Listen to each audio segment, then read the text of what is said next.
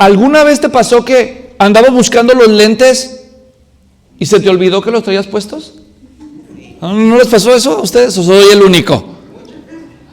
¿Alguna vez les pasó que estaban busque y busque las llaves y no se daban cuenta que las traían en la mano o algo por el estilo? ¿O el celular?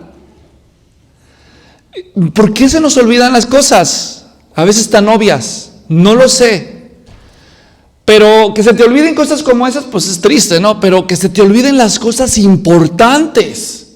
Hay cosas que de veras son importantes, ¿no?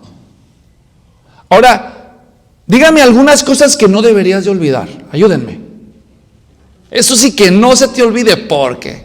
A ver, ¿cómo qué? El aniversario de bodas. Oh, se te olvidó. Prepárate, chiquito. Prepárate, ¿verdad? ¿Qué más no se te debe olvidar? El cumpleaños de la esposa. ¿Qué más? A los hijos en el carro. Ay, sí, eso está duro. Y más en verano, ¿no? Es triste que se te olviden cosas importantes. En las Escrituras también se nos dan exhortaciones para no olvidar las cosas importantes. Muchas veces cuando vamos a la iglesia, nosotros, uno de los momentos más esperados es a la hora que va a pasar el predicador, a ver con qué sale, a ver qué tema escogió, a ver de qué va a hablar. Y uno está sentado esperando ese momento y de pronto va a decir, ¿de qué va a hablar? ¿De qué va a hablar? Ay, de ese pasaje ya me lo sé. De ese tema ya me lo sé. No, ya me lo sé. No, va a estar bien aburrido hoy porque ya me la sé. Pues tengo malas noticias si tú piensas así. Porque el tema que voy a predicar hoy es un recordatorio de las cosas que se supone que deberíamos de saber. ¿Por qué los pastores tenemos que predicar de temas que ya casi todos en la iglesia se la saben? Bueno, hoy les voy a dar 2 razones por las que debemos hacer eso los pastores. Primero, porque ese es uno de los trabajos de los buenos pastores y de los buenos líderes. Se los voy a probar con la Biblia. Vayan todos a 2 de Pedro. Todos a 2 de Pedro capítulo 1, por favor. Está casi al final de la Biblia, un poco antes del Apocalipsis. En 2 de Pedro, el autor les tiene malas noticias a sus lectores. Les dice que él ya sabe que le quedan poco tiempo de vida. Y esta es la última carta que va a poder escribir en su vida antes de su muerte, de hecho. Entonces, en el versículo 12 del capítulo 1 de 2 de Pedro 1, escribe el apóstol las siguientes palabras. Oiga, versículo 12. Por tanto, siempre estaré listo para recordarles estas cosas, aunque ustedes ya las saben. ¿Qué está haciendo él aquí? ¿Observan lo que dice? Yo ya sé que ustedes ya saben. Como cuando le dices a tu hijo adolescente o joven, ven, te voy a decir algo. ¿Y qué te dice tu hijo? Ya sé. Perdón, así no se dice. Se dice, I know. O sea, ya sabe, ¿no?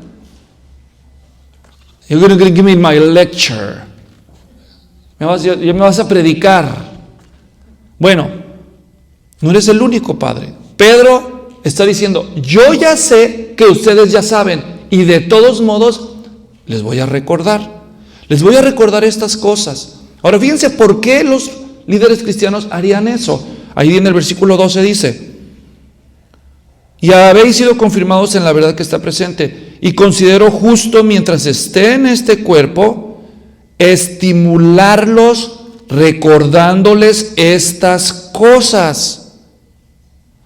Una de las razones por la que nosotros le recordamos a las personas las cosas que ya saben es porque aunque ya las saben, de alguna manera se les olvidan. Son como los lentes que andas buscando, ¿no? ¿Dónde dejé los lentes? No los encuentro. Y dices, ay, ¿dónde los dejé? Mis lentes, ¿no? ¿Dónde dejé el celular? A ver, le voy a preguntar a mi esposo, oye, ¿no has visto mi celular, verdad? Aunque es tan obvio, las cosas importantes a veces se nos olvidan.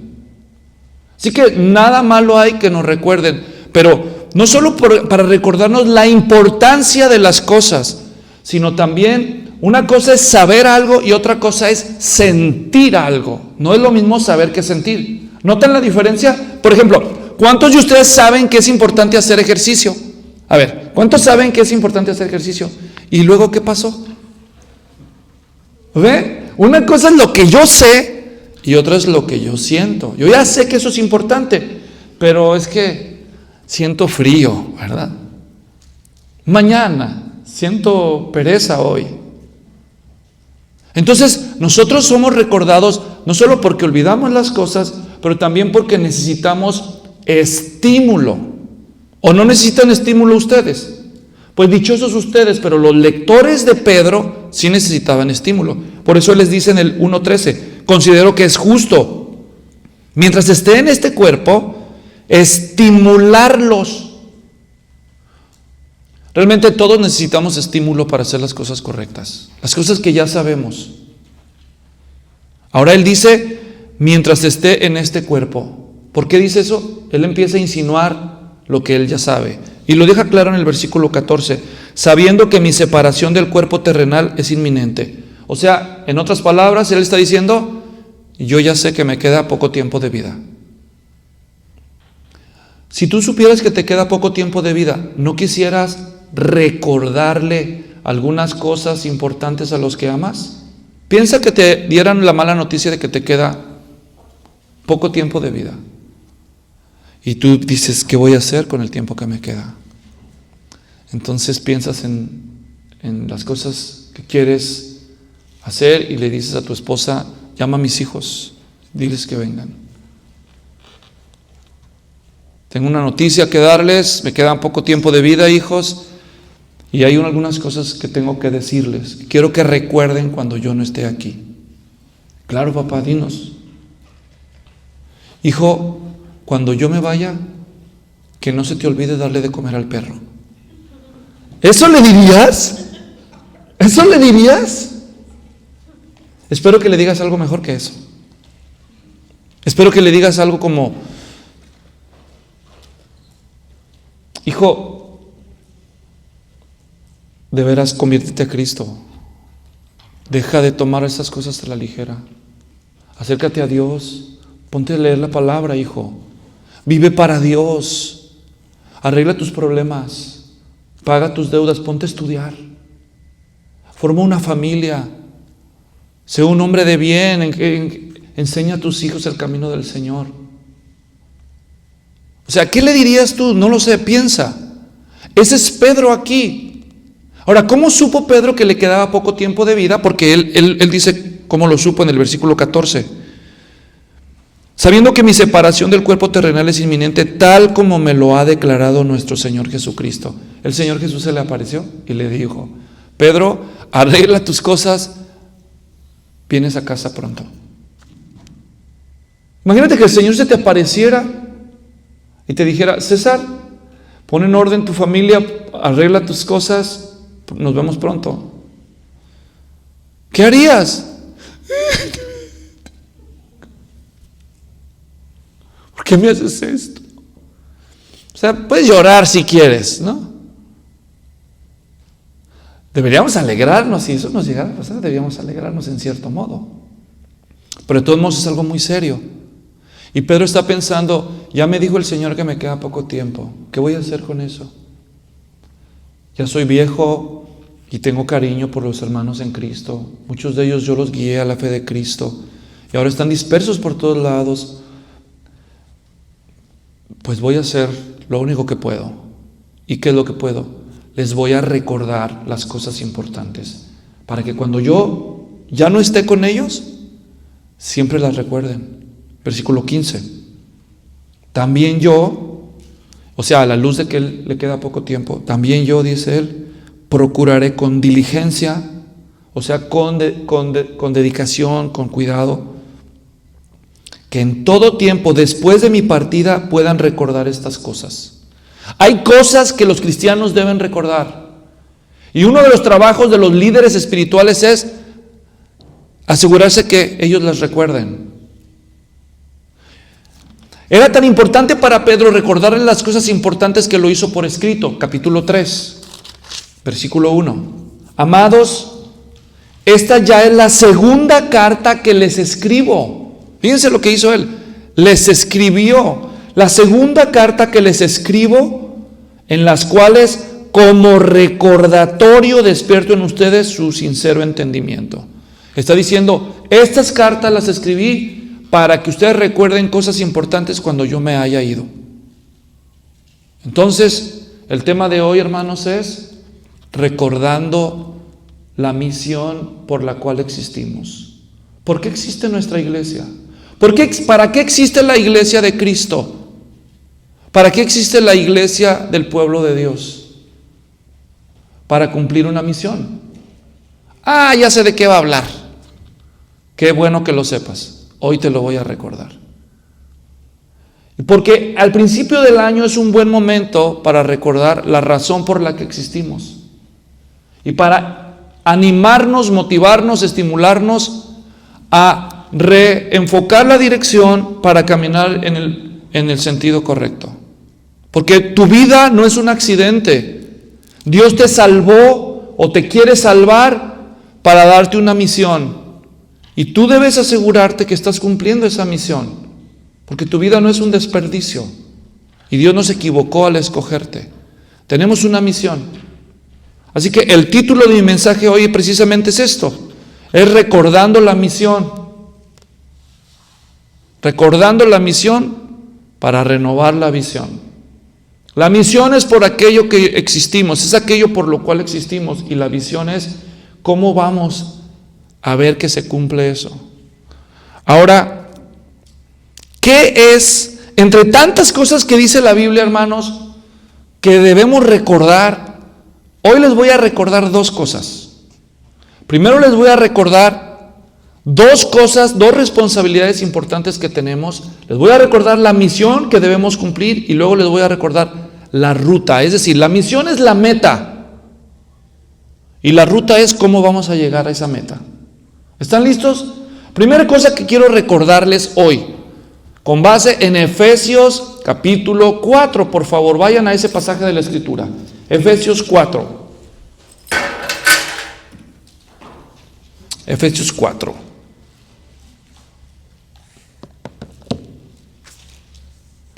Ahora, ¿se dieron cuenta cuál fue la palabra que se repitió en los versículos que leímos de Pedro? ¿Cuál era la palabra que se repitió? Recordar, ¿sí o no? Miren, una de las formas en que usamos los comunicadores para dejarles saber a los oyentes lo que es más importante, porque decimos tantas cosas. Entonces, una de las formas que usamos para dejarle claro a los oyentes lo que es importante es la repetición. Es obvio en el pasaje que acabamos de leer que para Pedro era una prioridad recordarles esas cosas. Y se los probé con el texto, ¿sí o no? Ahora vamos a ir con Pablo y vamos a ver lo que Pablo repite para que captemos qué es lo importante que él quiere dejar claro. Efesios 4, versículo 14, él dice lo siguiente. Dice: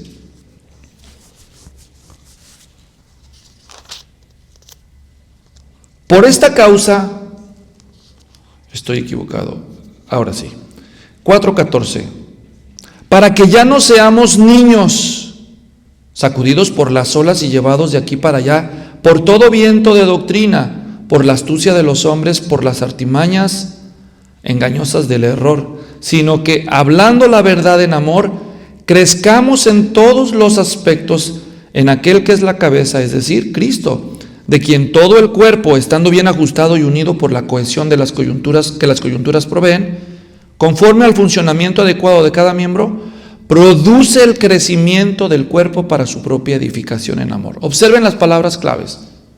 Primero, ¿cuál es la palabra que se repite? Primero vamos a ver la repetición de la palabra y luego vamos a ver la repetición del concepto, que no es exactamente lo mismo, pero es similar. Primero en el versículo 15 dice: sino que hablando, esa palabra hablando es un gerundio, o sea, no es el verbo principal. Dice, hablando, en el 15 estoy, la verdad en amor, y aquí viene el verbo principal, la acción principal. Crezcamos. Esta es la acción principal. ¿Qué es lo que Pablo quiere según ese versículo para los cristianos? Que crezcamos en todos los aspectos, dice ahí. en aquel que es la cabeza, es decir, Cristo. Pablo quiere que crezcamos. Y antes que alguien me diga, no, si yo ya voy llegando aquí a los 6 pies, a los 2 metros, mira, allí voy creciendo. ¿Creen que está hablando de ese crecimiento? No, mira, yo voy creciendo, mira, yo soy talla 36. Mira. ¿De ese crecimiento está hablando él? Obviamente no. ¿De qué crecimiento está hablando? Claro, espiritual. Entonces, ¿qué es lo que Pablo quiere? Que los cristianos crezcan espiritualmente. 16. Hablando de Cristo, de quien todo el cuerpo, estando bien ajustado y unido por la cohesión que las coyunturas proveen, conforme al funcionamiento adecuado de cada miembro, y aquí viene el verbo principal del verbo 16. Produce el crecimiento del cuerpo. Otra vez, ¿cuál es la palabra? Crecimiento. Entonces, ¿cuál es la palabra repetida? Crecer. Entonces, ¿cómo se llamó la obra? ¿Verdad? Y si no queda claro con la repetición de la misma palabra, también repite la idea y no solo la palabra, porque el versículo 14, ¿cómo empezó? Para que ya no seamos, ¿qué? Niños. Entonces, si ya no somos niños, ¿qué debemos ser?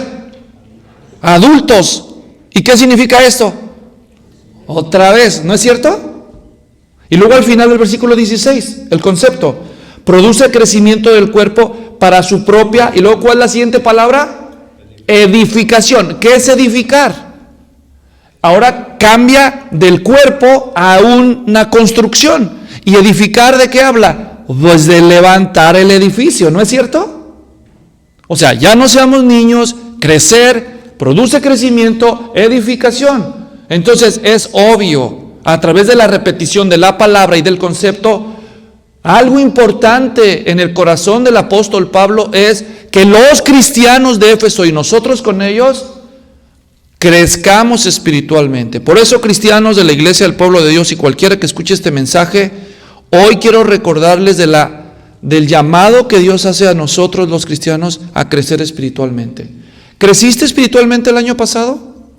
Si tú hicieras un análisis de la fecha de hoy, hace un año, ¿podrías decir que creciste espiritualmente? ¿Por qué crees que estoy aquí, Luis? Te felicito, muy bien. Congregarse así en la iglesia, en parte es para crecer espiritualmente, en parte es pagarle un tributo a Dios de adoración que le debemos, y en parte es para crecer espiritualmente al ser instruidos con la palabra de Dios. Sí, hoy quiero recordarles lo que ustedes ya saben. Cristianos deben poner como una prioridad en su vida este año crecer espiritualmente. ¿Por qué tendría que decirles y recordarles esto y animarles? Porque nada raro sería que ustedes ya tengan propósitos para este año de crecer económicamente. Algunos de ustedes están pensando, este año Dios primero compro mi casita, este año cambio de carro, este año abro mi negocio, este año abro otra sucursal de mi negocio. O sea, qué bueno, está bien que crezcas en esas áreas de tu vida. ¿Y tu vida espiritual? ¿Tu vida espiritual? Debería ser la prioridad. Crece espiritualmente, te lo recuerdo, es importante. Cuando un hombre o una mujer crece espiritualmente, ese crecimiento tiene un efecto dominó que impacta todas las facetas de su vida para bien. Algunos quieren crecimiento en las áreas de abajo sin ver que al dar crecimiento en el área de arriba va a tener un impacto directo, beneficioso en todas las facetas de su vida. De eso hablé un poco antes, la semana pasada. Así que recuerda qué importante es crecer espiritualmente. Ahora, crecer es una metáfora. ¿Una qué?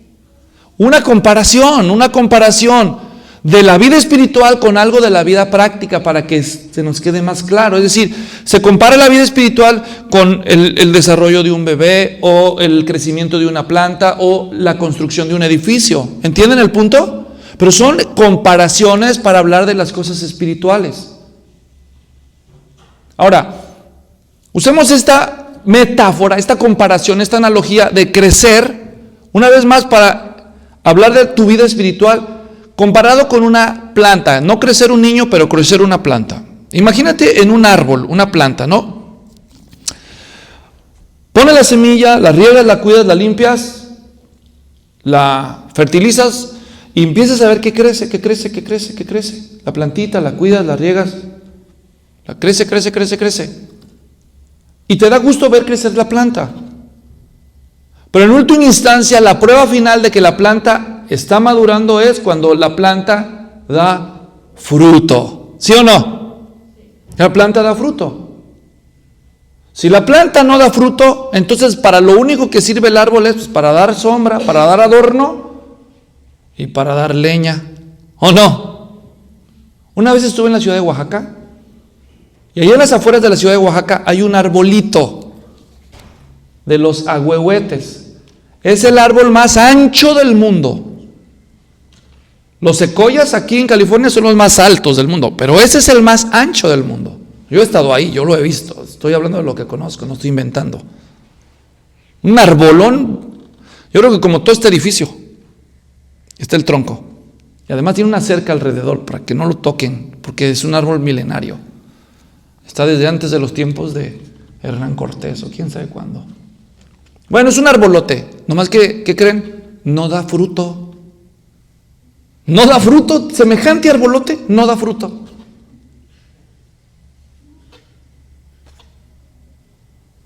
Dios espera que no solo crezcas. Número 2, Dios espera que crezcas y que des fruto. Den la vuelta a Efesios, a Colosenses. De Efesios sigue Filipenses y de Filipenses viene Colosenses. Entonces vamos a Colosenses 1. Colosenses 1 leo, dice 1:10. Para que anden como es digno del Señor. ¿Y cómo es digno del Señor? Agradándolo en todo, dando fruto en toda buena obra y creciendo en el conocimiento de Dios. Otra vez el concepto de crecimiento. Crecer en el conocimiento de Dios es crecer espiritualmente. Dios no solo quiere que crezcas, también quiere que crezcas y que des fruto. Ahora, ¿de qué fruto está hablando aquí? Ahí lo dice, no te tienes que quebrar la cabeza. Fruto de toda buena obra. Toda buena obra es un fruto.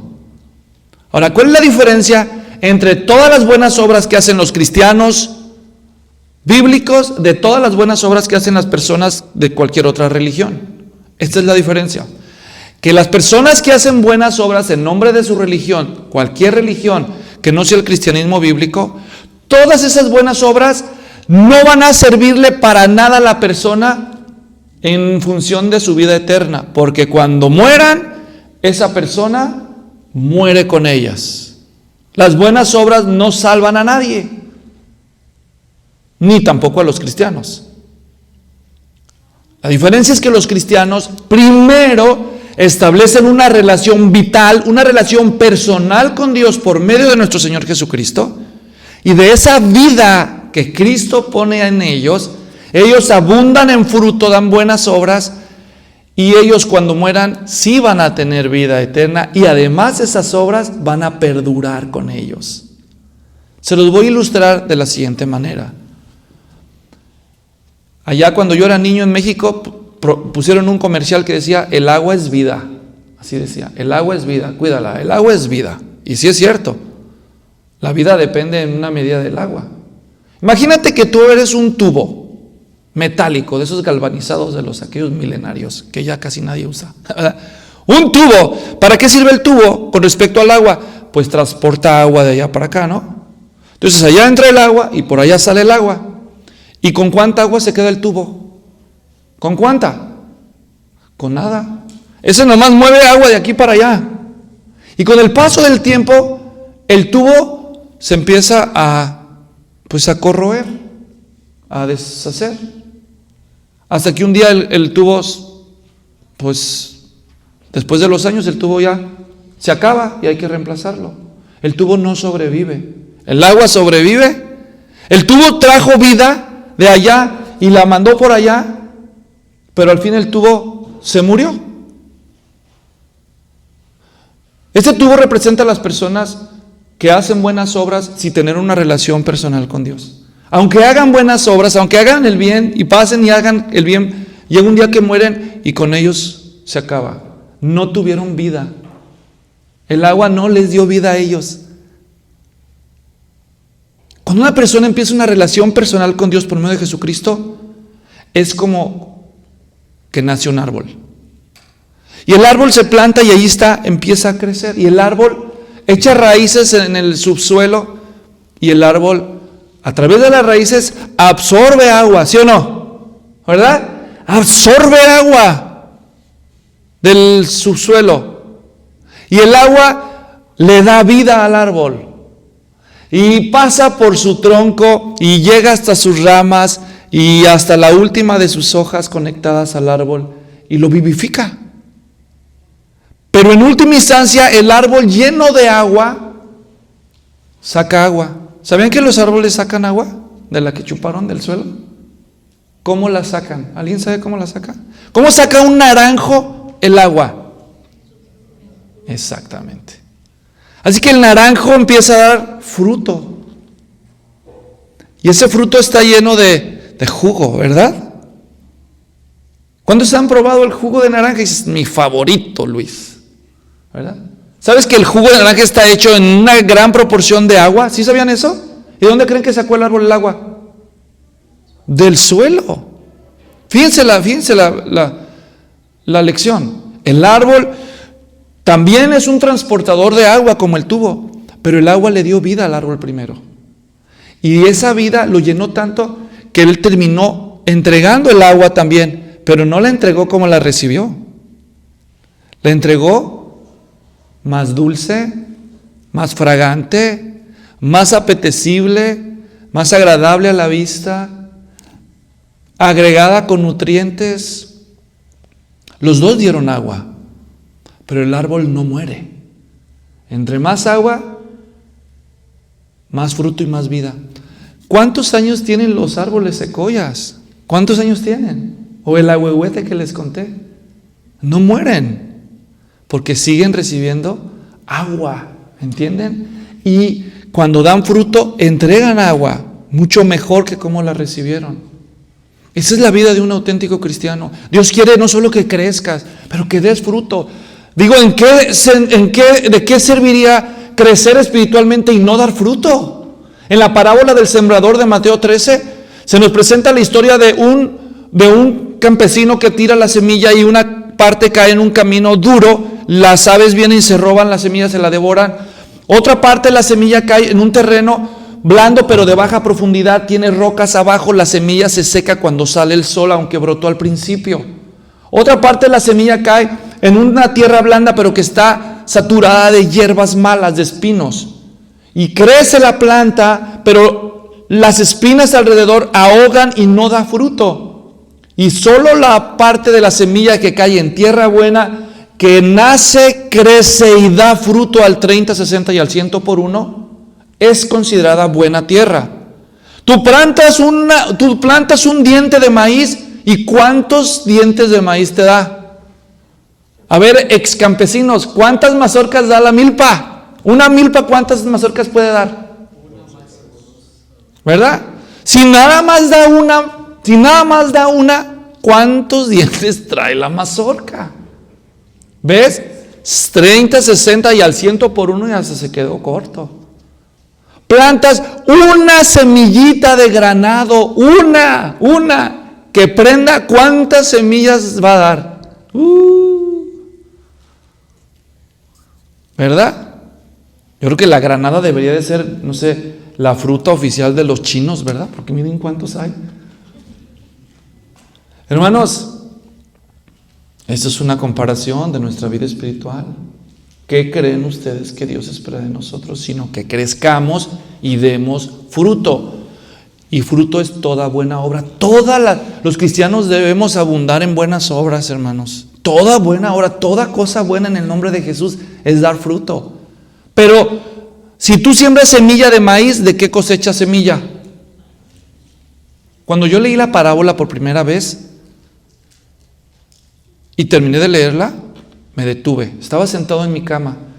Yo era joven, era soltero todavía. Yo dije, ¿yo de cuál terreno soy? ¿Dónde está mi fruto? Algo me dijo que dar fruto también incluía reproducirte en la misma especie. Si siembras maíz, cosechas maíz. Así que si yo soy discípulo, yo tengo la semilla del Evangelio, ¿dónde están mis discípulos? ¿Dónde está la gente que yo he ganado para Cristo? ¿Dónde están? Y no había ni uno. Yo dije, yo no sé ni siquiera si soy buen terreno. Nunca he sido capaz de ganar una sola persona para Cristo, pensé yo, y me preocupé. ¿El problema está en la semilla o en el terreno? ¿Qué piensan ustedes? ¿Verdad? La semilla no es el problema es el terreno. Y entonces yo empecé a orar, dije, Señor, yo no sé qué está mal conmigo. ¿Saben cómo leen algunos esa parábola mal? Algunos creen que hay 3 tipos de cristianos: los que pasan por pruebas, los que luchan contra los deseos mundanos y los que dan fruto. No, eso no significa la parábola. La parábola no significa que hay diferentes tipos de cristianos. La parábola solamente significa que la buena tierra es la que da fruto, punto. Esos son los cristianos. Jesucristo dijo, ¿quieres saber quién es? Por sus frutos los conocerás. Así que no hay diferentes tipos de cristianos, solo hay los que dan fruto y el que no da fruto, por sus frutos los conocerás. Entonces, toda buena obra es fruto para Dios, pero eso incluye ganar o hacer discípulos, ¿sí o no? La misión del cristiano, ¿cuál es? Mateo 28, 19 y 20. ¿Alguien ha oído ese pasaje alguna vez? Mateo 28, 19 y 20. No, es cheating, Luis, ¿verdad? No, claro que debemos memorizar ese versículo. ¿Cuál es la misión de la iglesia, la misión del cristiano? Vayan y hagan discípulos de todas las naciones. Pero tú no puedes ir a dar lo que no tienes. Antes de ir a hacer a otros discípulos, ¿quién debe ser discípulo? ¿Verdad? Por eso la misión de nuestra iglesia es ser y hacer discípulos. Porque ¿cómo vas a ser tú discípulos de otros si tú mismo no eres discípulo? Así que el primer discípulo que tienes que hacer, ¿quién es? Ese que está en el espejo, ¿verdad? Usted es el primer discípulo que tiene que alcanzar si todavía no alcanza a otros. Y en el proceso, estar orando para que Dios le ayude a ganar, a hacer otros discípulos. Hasta que seamos capaces de hacer esto, cada uno de nosotros en todas las naciones. Y ahorita voy a explicar cómo, en los últimos minutos que me quedan. Así que esa es la meta. La meta es ser y hacer discípulos. ¿Cuál es la meta? ¿Cuál es la meta? Gracias a esos 3 que contestaron. ¿Cuál es la meta? ¿Cuál es la meta? Ser y hacer discípulos es la meta de la iglesia y de nuestra iglesia también. Yo no inventé la misión.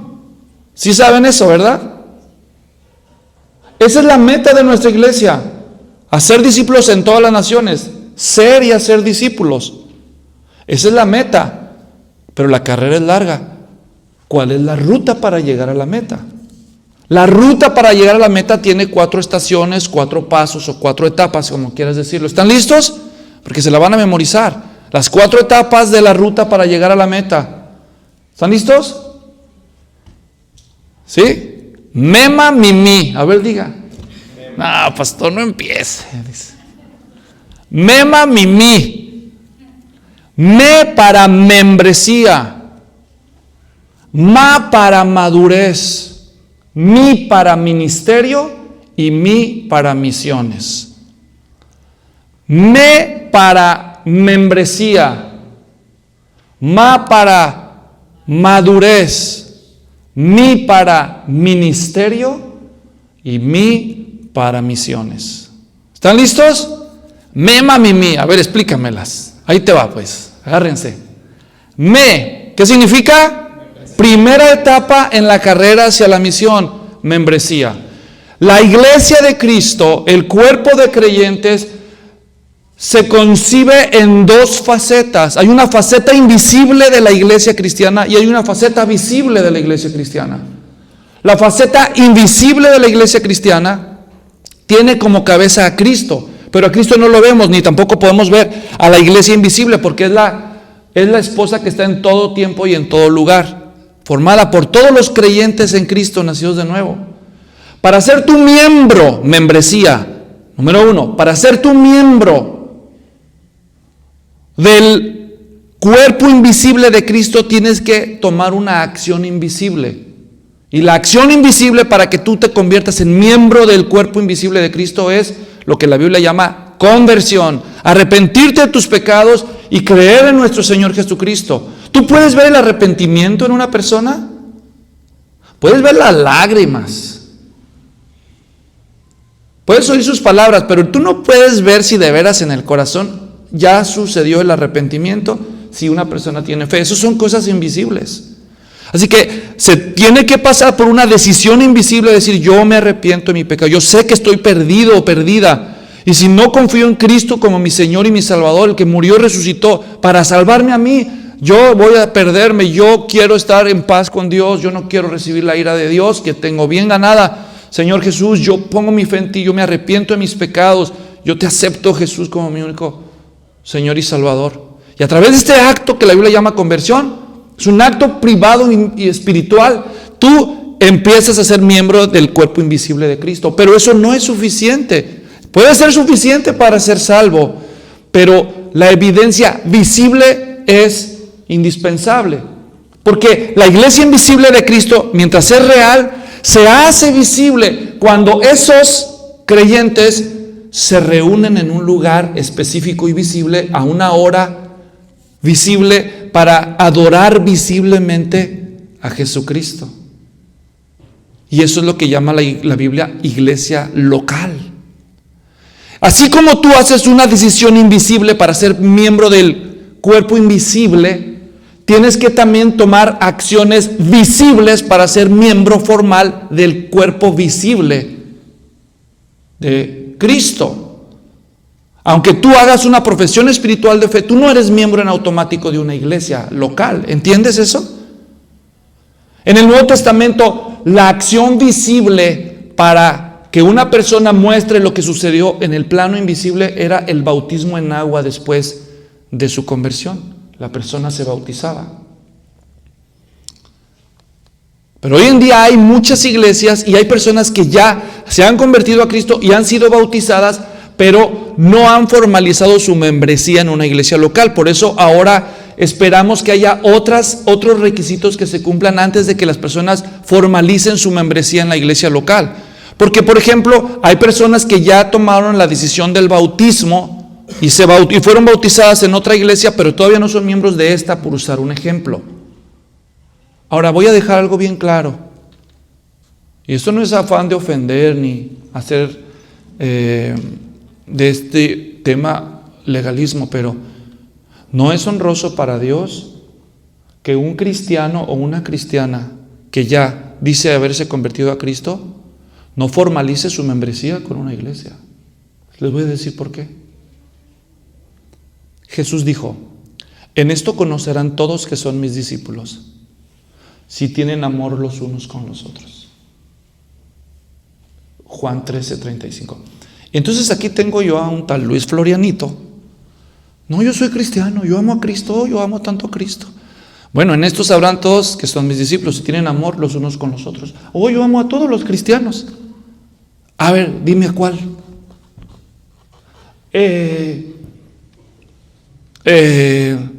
A este, yo lo amo mucho a él. Oiga, si usted se ha visto que lo ama, pues yo ni lo conozco, ¿verdad? Te voy a dar ejemplos prácticos de cómo se ama a un cristiano. Cuando tú vas a las reuniones y te sientas en una silla y el que se sienta atrás no se lavó los dientes, y cada vez que dice amén, parece que aliento de dragón, no. Entonces, eres tentado a decir, como Miguel, ¿no? En la epístola de Judas: Jehová te reprenda, ¿verdad? O sea, Amar a alguien que te queda mal, que necesita un favor de ti. O sea, aceptar personas de carne y hueso con nombre y apellido. Cuando tú te comprometes a amar a otros que no se lo merecen, tú demuestras que de veras eres discípulo de Jesús. No se puede hacer eso sin pertenecer a una iglesia, creyentes. Cuando unas personas asisten y pasan los meses y los años a una iglesia y no se hacen miembros, no están honrando al Señor. No es por la iglesia, es por lo que ustedes profesan. Si tú ya asististe suficiente para ver de qué se trata una iglesia y no te haces miembro o miembro, sería bueno que empieces a buscar otra iglesia donde te vas a formalizar. Porque ese es el primer paso del crecimiento, que te hagas miembro del cuerpo espiritual de Cristo y del cuerpo visible de Cristo. Membresía. Pero dijimos mema, mimi. ¿Y cuál era la ma? Entonces, ya que formalizas tu membresía, entonces el siguiente paso es que tú comprendas y practiques cuáles son las disciplinas espirituales. Las disciplinas espirituales esenciales que te van a llevar a la madurez. No vas a ser maduro en automático, se requiere tiempo, pero va a ser más fácil que seas maduro cuando tú sabes cuáles son los hábitos o las disciplinas espirituales esenciales para crecer.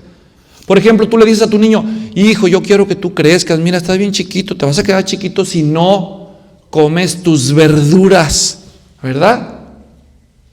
Tienes que comer, hijo. Bueno, ¿cuál es el alimento del cristiano? Díganme ustedes. Desead como niños recién nacidos la leche de la palabra, ¿verdad? La leche espiritual no adulterada de la palabra. El estudio bíblico es indispensable para crecer espiritualmente. Hacer tu tiempo devocional, aprender a estudiar la Biblia y hacerlo tú. Tú no quieres que, pues, tu mamita te siga dando tu Gerber espiritual ya que cumples tus primeros 30 años de cristiano, ¿no? Oye, mi niño. Oye, ya, ¿no? ¿Cuándo vas a aprender? ¿Cuándo vas a tomarte la Biblia en serio? ¿Cuándo? ¿Cuándo la vas a leer en serio? ¿Cuándo vas a aprender a meditar? ¿Cuándo vas a aprender a memorizar versículos? ¿Cuándo vas a saber hacer un estudio inductivo de la Biblia? ¿Cuánto tiempo necesitas para aprender a hacer un diario devocional? Pero estudiar la Biblia es la forma en que Dios me habla. ¿Y cómo le respondo? Orando. Orar es otro de los hábitos que nosotros necesitamos aprender. 4 esenciales: orar. Bueno, leer la Biblia, estudiar la Biblia, orar. Congregarnos es indispensable para crecer espiritualmente, por muchas razones, y ofrendar también. ¿Y por qué ofrendar? Ya sabía que ahí me querías llevar, Luisito. Pues no me vas a convencer tan fácil. Mira, la Biblia dice que el antídoto para la idolatría del corazón es la generosidad. Colosenses y Efesios dicen que la avaricia es idolatría, eso dice la Biblia. ¿Y sabes cuál es el remedio para la avaricia según la Biblia? Ser generoso, ofrendar. Cuando tú ofrendas lo que Dios pide, tú estás demostrando que confías más en Dios que en el dinero. Entonces, 4 hábitos esenciales para empezar a crecer espiritualmente. Y estos solo son los esenciales, ¿verdad? Estudiar la Biblia, orar, congregarse, regular fielmente y ofrendar. Y entonces, mientras sigues madurando, número 3, ¿cuál era? Entonces, mema mimi, membresía, madurez, ministerio. Ministerio significa servir. El ministerio es parte del proceso para llegar a la meta, y el ministerio tiene 2 cualidades, el de la Biblia. El ministerio que Dios espera de nosotros es una actitud de siervo y una actividad de servidor. Explico. Jesús dijo: el que quiera ser mayor entre ustedes, el que quiera ser mayor entre ustedes será vuestro servidor, pero el que quiera ser primero será vuestro siervo. Y en griego, igual que en español, hay una diferencia entre las 2 palabras. No es lo mismo siervo que servidor. No es lo mismo dulos que diáconos. En el reino de Dios, si tú quieres ser discípulos, tienes que tener actitud de siervo y actividad de servidor. Actitud es el espíritu y siervo significa esclavo. Actitud de siervo, lo que tú digas, amo. ¿Y quién es el amo? ¿El pastor es el amo? Cristo es el amo. Y Él espera de nosotros actitud de siervo. Lo que Cristo diga. Yo agarrar una escoba, ni en mi casa yo barro. Ni mi santa madre, que en paz descanse, dice, me hizo barrer, que voy a andar agarrando una escoba yo en la iglesia. Nomás eso faltaba. Para eso pagamos.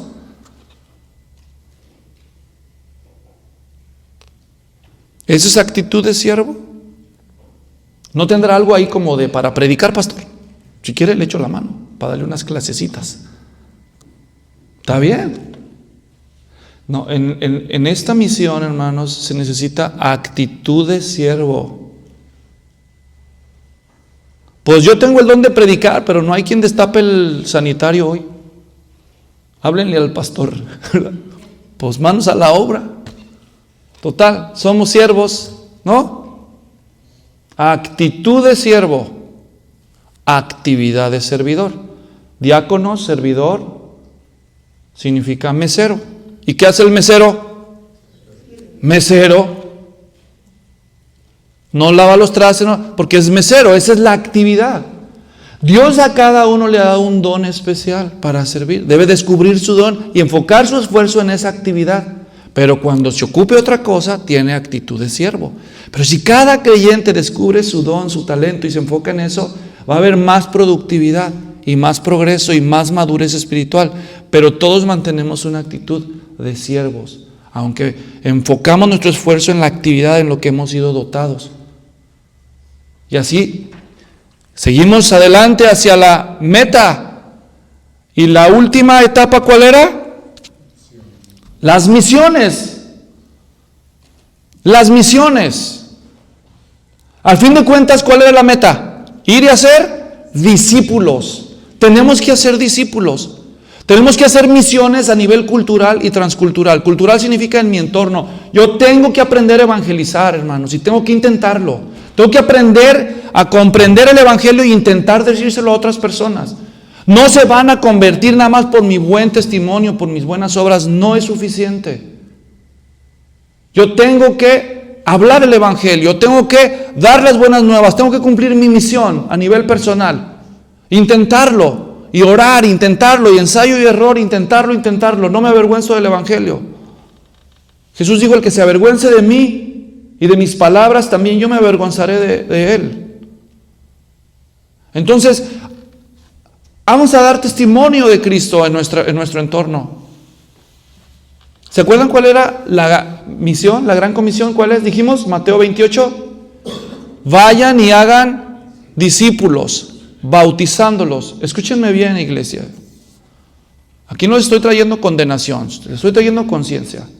Si este año que estamos viviendo no hay convertidos en nuestra iglesia y no hay bautismos, ese no es mi problema como pastor, ese es nuestro problema como cristianos. Es el problema de todos nosotros. Y ya deberíamos estar arrodillándonos y orando: Señor, ¿qué está mal con nuestra iglesia? ¿Qué estamos haciendo mal? ¿Qué debemos hacer mejor? ¿De qué nos hemos olvidado? ¿Para qué existe nuestra iglesia? Para hacer y hacer discípulos. Así que, Señor, danos discípulos. Queremos ver bautismos este año, queremos ver discípulos. Confíanos a tus hijos, Dios, y nosotros te los cuidamos. Te los alimentamos, te los atendemos, te los capacitamos. Pero confía en nosotros, Señor. ¿Qué ajustes tenemos que hacer para que confíes en nosotros a tus hijos, a tus hijas? Úsame, Dios. Úsame a mí. Hermanos, esto me pasó a mí. Yo no ganaba gente para Cristo y yo era uno de los que se sentaba y decía: no, pues si yo tuviera esos dones de evangelista, pues sí, qué fácil. Yo ni se me da hablar. Siempre tenía una buena excusa, siempre. Hasta que un día descubrí en esa lectura lo que les estoy diciendo hoy. Y dije: ¿voy a seguir dando excusas? ¿Cómo voy a engañar a Dios yo? Dios, Cámbiame, Señor, dame un discípulo, dame un discípulo, dame un discípulo. Y eso empecé a orar cada día y luego empecé a tomar clases de evangelización y a hablarle a la gente. Y aunque no sabía las respuestas, ni modo. Y pasaron semanas y meses hasta que un día Dios se acordó de mí, tuvo misericordia de mí. Y yo les he contado esa historia, un sábado en la noche, después de haberle dado clases bíblicas a ese hombre por ya muchas semanas, les conté que yo andaba en la calle, los sábados me salía y le decía, ¿no le gustaría escuchar algo de Cristo? ¿Me gustaría compartir de Cristo con usted? Y unos me oían y otros no, hasta que ese sábado en la mañana la señora barriendo ahí su calle me dijo, ¿de qué religión eres tú? No le quiero hablar de religión, yo le quiero hablar de Cristo. No me acercas con eso. ¿Eres católico o no? A ver. Pues es que, no. ¿Sí o no? Pues no soy católico, soy cristiano. No, yo aquí no quiero nada que ver con los protestantes. A mí no me digas nada. Pero si regresas a las 7, te preparo al inútil de mi esposo. A ese sí háblale, me dijo. Oh, claro que sí. Y yo me regresé en la noche y me preparó a don Virgilio y era verdad, y me recibió. Y ahí estuve con él cada sábado en la noche dándole clases, leíamos la Biblia, hasta que un día él entendió el Evangelio. Con su Biblia católica de ediciones paulinas, él se convirtió a Cristo. Y ese fue el primero que Dios me dio. Y después vino otro y otro y otro. Ahora la gente dice, no, pues es que tú eres evangelista. Ay, hermanos, eso yo ya me la sé. Yo estaba igual.